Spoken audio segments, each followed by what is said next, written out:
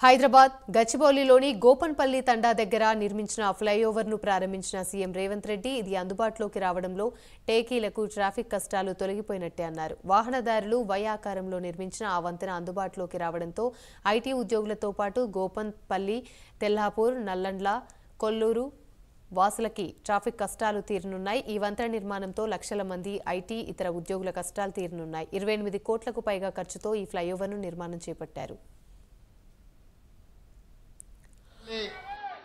చౌరస్తాలో స్థానిక శాసనసభ్యులు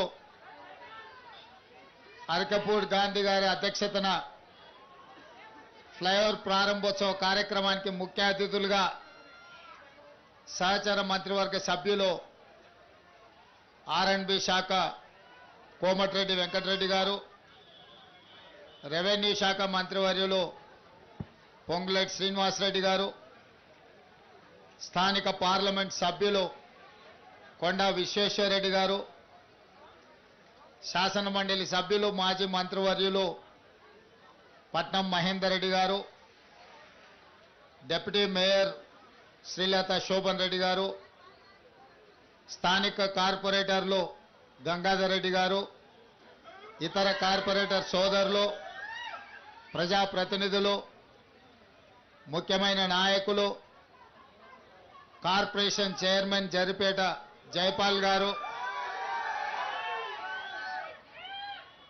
షేర్లింగంపల్లి, ముఖ్యంగా గోపన్పల్లి తండా ప్రాంత సోదరులందరికీ కూడా హృదయపూర్వకంగా నమస్కారాలు.